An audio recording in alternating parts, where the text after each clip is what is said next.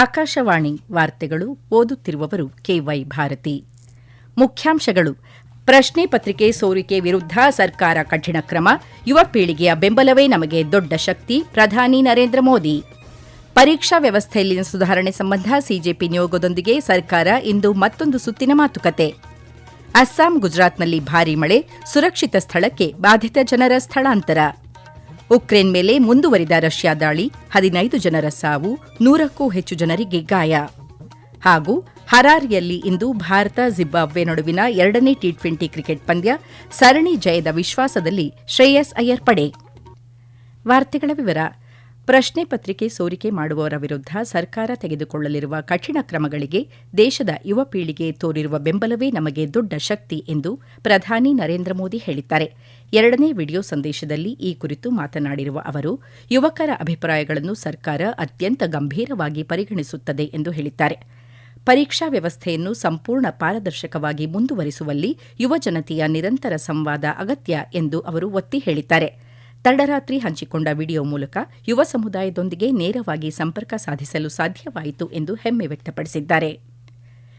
ಪರೀಕ್ಷಾ ವ್ಯವಸ್ಥೆಯಲ್ಲಿ ಸುಧಾರಣೆ ಬೇಡಿಕೆಗಳು ಮತ್ತು ಪರೀಕ್ಷಾ ಪ್ರಶ್ನೆ ಪತ್ರಿಕೆ ಸೋರಿಕೆಯನ್ನು ತಡೆಗಟ್ಟುವ ಕ್ರಮಗಳ ಕುರಿತು ಸರ್ಕಾರ ಇಂದು ಸಿಜೆಪಿ ನಿಯೋಗದೊಂದಿಗೆ ಮತ್ತೊಂದು ಸುತ್ತಿನ ಚರ್ಚೆ ನಡೆಸಲಿದೆ. ಇದಕ್ಕೂ ಮುನ್ನ ಕೇಂದ್ರ ಸಚಿವರಾದ ಜೆಪಿ ನಡ್ಡಾ ಮತ್ತು ಡಾ ಜಿತೇಂದ್ರ ಸಿಂಗ್ ನಿನ್ನೆ ದೆಹಲಿಯಲ್ಲಿ ಸಿಜೆಪಿ ನಿಯೋಗದೊಂದಿಗೆ ಚರ್ಚಿಸಿದರು.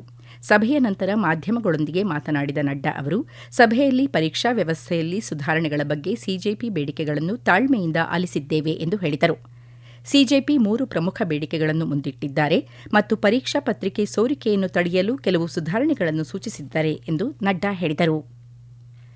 ಲಡಾಖ್ನ ದ್ರಾಸ್ನಲ್ಲಿರುವ ಕಾರ್ಗಿಲ್ ಯುದ್ಧ ಸ್ಮಾರಕವು 27ನೇ ಕಾರ್ಗಿಲ್ ವಿಜಯ್ ದಿವಸ್ ಆಚರಣೆಗೆ ಸಂಪೂರ್ಣ ಸಜ್ಜಾಗಿದೆ.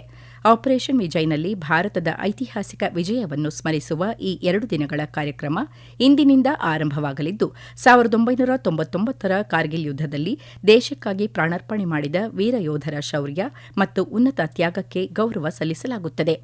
ಇಂದಿನ ಕಾರ್ಯಕ್ರಮಗಳಲ್ಲಿ ಲಾಮೋಚೆನ್ ವ್ಯೂ ಪಾಯಿಂಟ್ನಲ್ಲಿ ಯುದ್ಧ ಸ್ಮರಣ, ವಿಶ್ವನಾಥನ್ ಕ್ರೀಡಾಂಗಣದಲ್ಲಿ ಸಂಸ್ಕೃತಿ ಕಾರ್ಯಕ್ರಮ, ವಿಜಯ್ ಭೋಜ್ ಹಾಗೂ ಕಾರ್ಗಿಲ್ ಯುದ್ಧ ಸ್ಮಾರಕದಲ್ಲಿ ಶೌರ್ಯ ಸಂಧ್ಯಾ ಕಾರ್ಯಕ್ರಮಗಳು ನಡೆಯಲಿವೆ.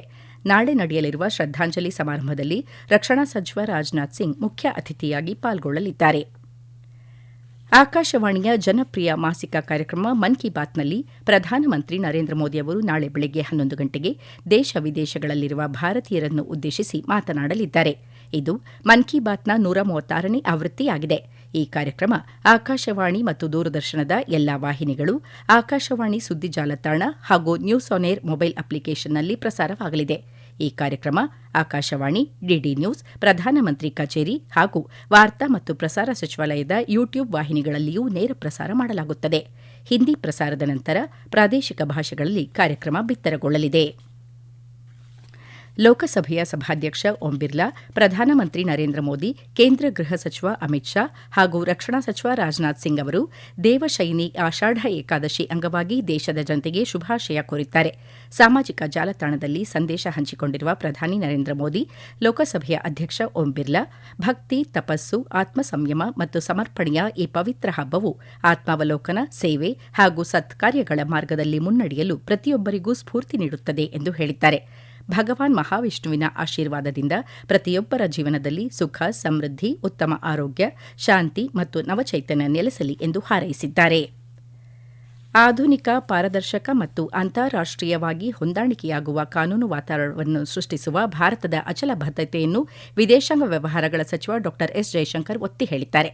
ನವದೆಹಲಿಯಲ್ಲಿ ಅಂತಾರಾಷ್ಟೀಯ ವ್ಯಾಪಾರ ಕಾನೂನು ಕುರಿತ ವಿಶ್ವಸಂಸ್ಥೆ ಆಯೋಗದ 60ನೇ ವಾರ್ಷಿಕೋತ್ಸವದ ಅಂತಾರಾಷ್ಟೀಯ ಸಮ್ಮೇಳನದ ಉದ್ಘಾಟನಾ ಅಧಿವೇಶನವನ್ನು ಉದ್ದೇಶಿಸಿ ಮಾತನಾಡಿದ ಸಚಿವರು, ಒಳಗೊಳ್ಳುವಿಕೆ, ಒಮ್ಮತ ಮತ್ತು ವೈವಿಧ್ಯಮಯ ಕಾನೂನು ಸಂಪ್ರದಾಯಗಳಿಗೆ ಗೌರವದ ತತ್ವಗಳನ್ನು ಸಂರಕ್ಷಿಸುವಾಗ ಉದಯೋನ್ಮುಖ ವಾಸ್ತವಕ್ಕೆ ಹೊಂದಿಕೊಳ್ಳುವ ಸಾಮರ್ಥ್ಯವನ್ನು ಆಯೋಗವು ನಿರಂತರವಾಗಿ ಪ್ರದರ್ಶಿಸಿದೆ ಎಂದು ಹೇಳಿದರು.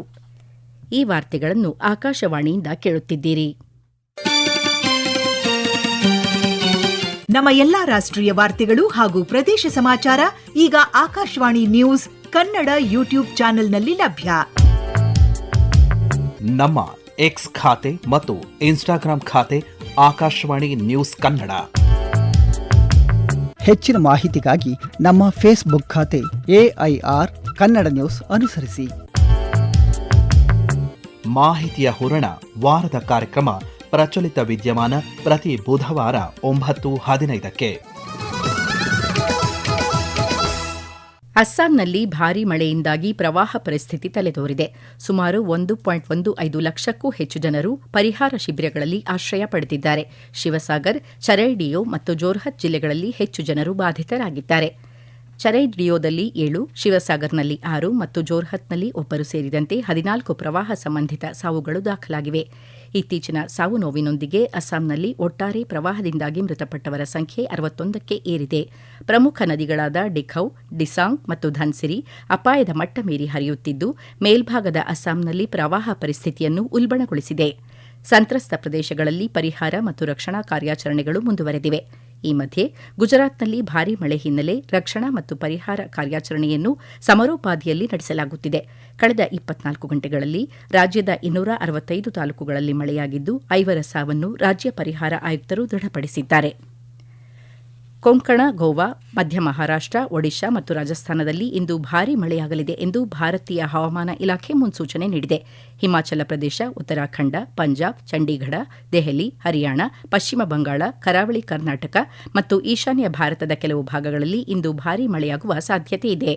ಅಂಡಮಾನ್ ಮತ್ತು ನಿಕೋಬಾರ್ ದ್ವೀಪಗಳು, ಕರ್ನಾಟಕದ ಒಳನಾಡು, ರಾಯಲಸೀಮಾ, ತಮಿಳುನಾಡು, ಪುದುಚೇರಿ ಮತ್ತು ಕಾರೈಕಲ್ನಲ್ಲಿ ಗುಡುಗು ಸಹಿತ ಮಳೆಯಾಗಲಿದೆ ಎಂದು ಹವಾಮಾನ ಇಲಾಖೆ ತಿಳಿಸಿದೆ.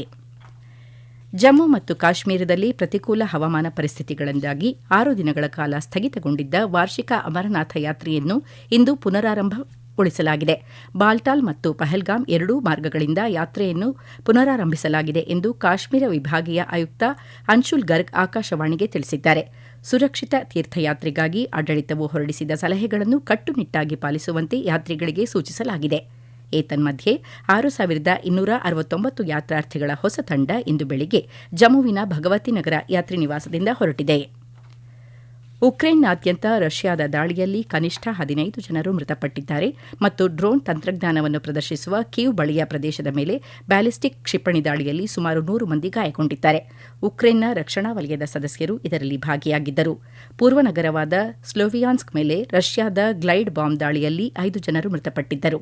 ಆದರೆ ಉತ್ತರ ನಗರವಾದ ಸುಮಿಯ ಅಧಿಕಾರಿಗಳು ನಂತರ ಮತ್ತೊಂದು ದಾಳಿಯಲ್ಲಿ 2 ಸಾವನ್ನಪ್ಪಿದ್ದಾರೆ ಎಂದು ದೃಢಪಡಿಸಿದ್ದಾರೆ.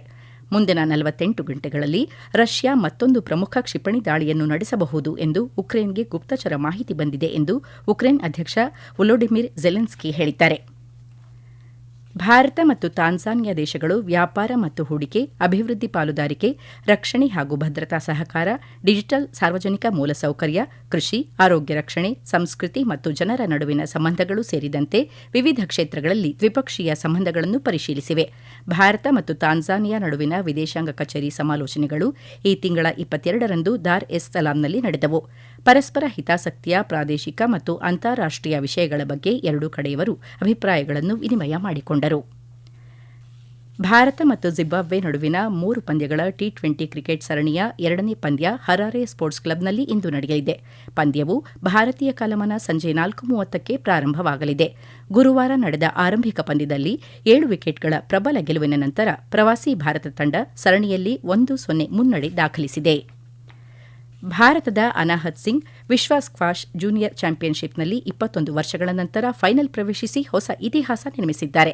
ನಿನ್ನೆ ತಡರಾತ್ರಿ ನಡೆದ ಸೆಮಿಫೈನಲ್ ಪಂದ್ಯದಲ್ಲಿ ಅವರು ಈಜಿಪ್ಟ್ನ ಬರ್ಬ್ ಸಮೇಹ್ ವಿರುದ್ಧ 3-1 ಸೆಟ್ಗಳಿಂದ ಗೆದ್ದು ಫೈನಲ್ಗೆ ಮುನ್ನಡೆದರು. ಇದರೊಂದಿಗೆ 2005ರಲ್ಲಿ ಜ್ಯೋತ್ಸ್ನಾ ಚಿನ್ನಪ್ಪ ನಂತರ ಈ ಸಾಧನೆ ಮಾಡಿದ ಮೊದಲ ಆಟಗಾರ್ತಿ ಎಂಬ ಹಿರಿಮೆಗೆ ಅನಾಹತ್ ಭಾಜನರಾಗಿದ್ದಾರೆ. ಇಂದು ರಾತ್ರಿ ಫೈನಲ್ ಪಂದ್ಯ ನಡೆಯಲಿದೆ. ಈಗ ಕೊನೆಯಲ್ಲಿ ಮತ್ತೊಮ್ಮೆ ವಾರ್ತೆಗಳ ಮುಖ್ಯಾಂಶಗಳು. ಪ್ರಶ್ನೆ ಪತ್ರಿಕೆ ಸೋರಿಕೆ ವಿರುದ್ಧ ಸರ್ಕಾರ ಕಠಿಣ ಕ್ರಮ, ಯುವ ಪೀಳಿಗೆಯ ಬೆಂಬಲವೇ ನಮಗೆ ದೊಡ್ಡ ಶಕ್ತಿ, ಪ್ರಧಾನಿ ನರೇಂದ್ರ ಮೋದಿ.